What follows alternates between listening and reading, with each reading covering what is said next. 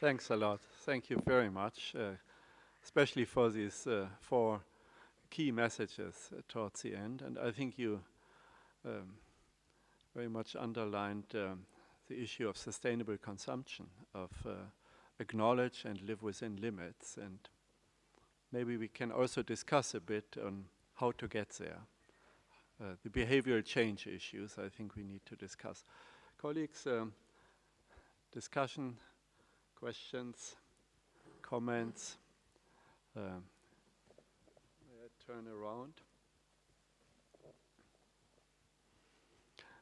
Please go ahead, Dr. Naira. Speaker. Yeah. I was saying that it was a great presentation and very, very inspiring as usual. One question, do we have precedent in the history of humanity where we were in front of something that it was so obvious for the scientific community, for the many academicians and the civil society and others, and we didn't take action, and or what's happened? I don't know, do you have any historical background on that, on how can we change the course of history now?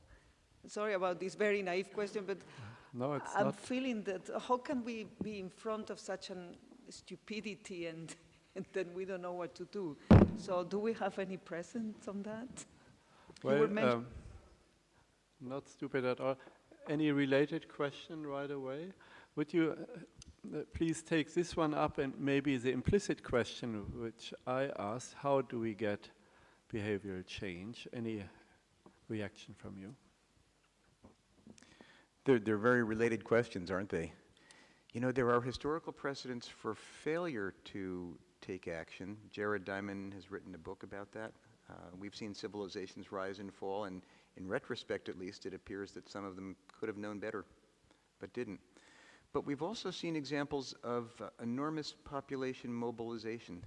These days, I am really reluctant to cite the US as an example, but if you go back 75 years, during the Second World War, when my parents grew up, there was an all-hands-on-deck effort to address what needed to be done. So people planted victory gardens, people recycled metals, people became thrifty. A sense of social solidarity emerged that animated that generation for a generation after the war. So I do think we have examples both of failure but also of mass mobilization. And that gives cause for optimism. It won't be easy. I think we're facing unprecedented challenges now. And as for how we achieve behavior change, boy, I wish I could answer that question. It's the question that I raised earlier, and we'll hear from some experts tomorrow about that.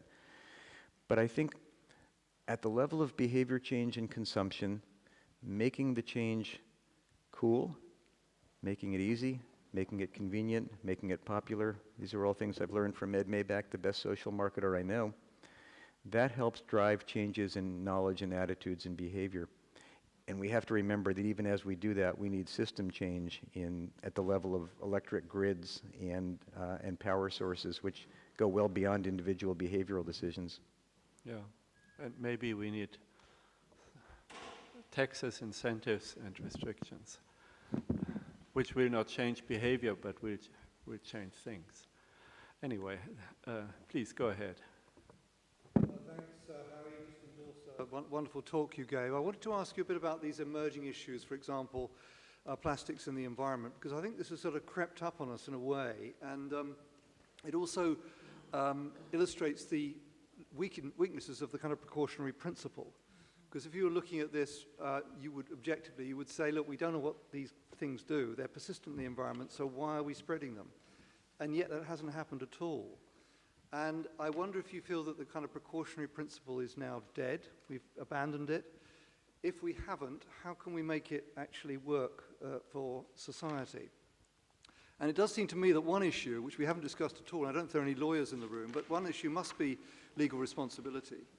And we do need, I think, to forge new collaborations with the legal community in order to address some of these issues. Because obviously the companies and the commercial interests that have made money out of scattering plastic bags around the ocean should ultimately be clearing this up. And yet, to my knowledge, there are no real legal instruments that would force them to do so. So do we need to be making much closer working relationships between the scientific community and the legal community? Thanks, Andy. Boy, so on the precautionary principle, you know, my sense, I don't think it's dead, but my sense is that we have been approaching it in incorrect, unproductive ways. We approach it with the language and the rationale of cost-benefit analysis, and we take on ourselves the onus of proving a certain level of certainty. Being here in this particular venue reminds us that an entirely different frame of mind that has to do with reverence for the natural world and reverence for functioning natural systems is a very strong motivator. And that may be enough to motivate policy change in ways that we can't motivate it with numbers. Legal instruments, yeah, I'm challenging because this is a global problem and most legal systems are national. But I think there's huge potential. A couple of us in this room are involved in a lawsuit against the US government on the basis of failing to tackle climate change. So both holding governments to account for not doing what needs to be done and holding private parties to account for polluting, I think must be in our toolbox. Okay, Professor Pöschel, Ulrich Pöschel. I would just like to return briefly to the question about earlier occasions from Maria Negra about such a situation. And I think that indeed the ozone hole problem was, of course, orders of magnitude smaller, more specific, much easier to resolve. But still, I discussed that with Ralph Cicerone a couple of times. He gave a few presentations where he said, well, it's so hard to compare and he doesn't see a solution. But actually, I do think it is a nice blueprint on how to progress with all that has been said being valid. And again, it's orders of magnitude bigger in many regards. But still, we do have, like Jeffrey Sachs said, we do have the Paris Agreement now. We do have lots of progress in many ways. And I think it just takes some more steps and effort. And when I got into this ozone investigations early on, I dug back in the literature and I saw that back then, for example, DuPont and Dow Chemicals had adverts in Nature and Science going directly after Mario Molina and Sherry Rowland, saying some scientists claim and so on. You know, it all has been, there's nothing new under the sun. It all has been there already at different levels. And I think we can manage this one as well as it has been done back then. We just have to do it. If you just accept it as a comment and hold back, we have 3 more signs of hands. Please take notes. I want to give them the floor one after the other. Professor Viana. Just go a little bit into the issue of the plastic. And it's very interesting to see the evidence on plastic for human health in the oceans. Just like to raise 3 questions. One is the ethical question again, similarly to what we were discussing before. Do people know, these fishing communities, fishermen communities, know that they're eating fish which is poisoned with plastic? And so should we have, in a way, a moral obligation to inform all those, especially those poor fishermen communities throughout the world about that? The second is that maybe we should take a strong position against plastic, similarly to what we are doing against fossil fuels. Because fossil fuels is very clear because the climate budget and the carbon budget and so on. But there's another side of this coin, which is ecosystem degradation, and plastic is very important in that. So we may give greater attention to the issue of plastic in the declaration as I see it. And the third point is around behavior. What do you think we could do in terms of education, in schools, in communication for society at large, and maybe also a lawsuit against plastic producers for the damage that they are producing? Jo Schellenhuber. Go ahead. Yeah. I'm in an awkward position behind the chair. What's so awkward? Because you don't see me and I cannot hear you, but now. Okay. No, Professor Frumkin, that was really an excellent talk, and I enjoyed lots of your things. It's also very scary and even disgusting, yeah, what you see about the seabirds, the canary in the mine, in the global mine actually, yeah. So very powerful indeed. Let me just not challenge you, but ask you about the remark you made in response to one of the questions about behavioral change. Yeah? We will talk about it tomorrow, of course. And in a way, it's the holy grail of saving the planet. And if I got you correctly, you said, well, let's make it cool, let's make it easy, let's make it advantageous, whatever. And I'd like to challenge that in a way, because, you know, this whole plastic thing, I mean, I was born in 1950, I grew up, and when we were overwhelmed by convenience, if you like, coming from the United States, of course, and spreading all over the planet, and everything was about convenience. Make your life easier, make your life more convenient. And now, in a way, you tell us that we should in the most convenient way, overcome convenience. And I'm not sure whether this works. It may work in many. We just had the Economics Nobel Prize on nudging and so on. But I also think, when I talk to young people, that people also want to face challenges, inconvenient challenges actually. Yeah? So often this is unleashing the biggest power of human beings if you are really confronted with something hard to beat, climbing a big mountain, overcoming convenient behavior and so on. And let me just remind you, because we are here and we have here Pope Francis' picture. Francis of Assisi created a new social movement, if you like, very powerful. It was not at all about convenience. It was the most inconvenient life you can live, but it's still echoing over the centuries. Okay, Professor Soares.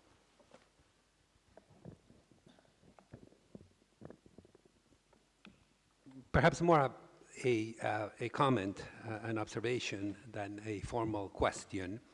We've been here now 9 hours, and I think it's time to name the elephant in the room.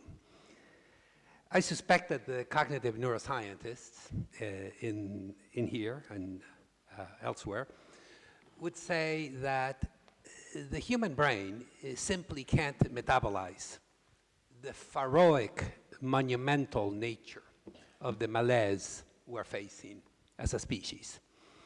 And that we better develop a comprehensive, and this I'm addressing to our leaders, to Ram, Professor von Braun, and Monsignor Marcello, we need to commission a major study on the science of communication. There are experts who manage this. Because simply, I think that neither the neocortex, nor the executive function, nor the human heart can fully metabolize and make meaning of just the nature of the problems. I think historic references are very useful, but they're also very limited. So if I may suggest, there are think tanks that specialize in this. I'm thinking of the Frameworks Institute in Washington, D.C. There are others. I'm sure there are think tanks here in Europe. But we need to consult experts that will help translate the extraordinary complexity and the extraordinary undertow we're facing as a species in ways that are more able, that human beings can metabolize in ways that are ego-syntonic rather than dystopic, inducing helplessness and creating yet more dystopia. As you addressed us here, let me thank you for this point. We had yesterday a council meeting in which we discussed issues of communication, of the cultural aspects of evolution and how to deal with complexities. And so we feel encouraged by your comment. Back to you, please. Your responses to the points which you listen to. Well, thank you. Thank you for all the comments. This has been a very rich discussion, and I'm certainly not equal to answering some of the points that were raised, but I'd make the observation that behavior change has come up several times. What an enormously complex area. Human beings are selfish and they are altruistic. They are lazy and they are hardworking. They're principled and they're unprincipled. They're inspired and they're uninspired. And probably all of this varies situationally, and probably it varies within us as individuals from minute to minute, so there are no simple answers. But I do think that a certain amount of scientific attention to the question of what makes people tick, how attitudes shift, how we use modern tools. You said there's nothing new under the sun, but you know, the fact that 2 billion people on Earth are Facebook users, as defined by having opened up their Facebook page at least once in the last month, that's a relatively new thing under the sun. So there are ways to get at large numbers of people through the networks to which they listen that may offer new opportunities we've never seen before as a species. So I would bow in front of the complexity and mystery and wonderfulness of the human species and say it's something that in a room full of physical scientists and health scientists, we need to remember very well is at the core of what we do. I'll mention one last thought, which, and Jeff, this will go to some of your work. Happiness matters a lot. And understanding what makes people happy may offer keys to how we paint a picture of a better world. I think that if we rail against luxury items like plastic, we might not get as far as if we offer a positive, compelling picture of a better life built on the foundations of happiness that we know about.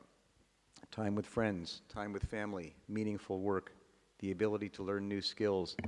These are things that we know from good evidence motivate people, and maybe that shows us the path forward toward a more sustainable society.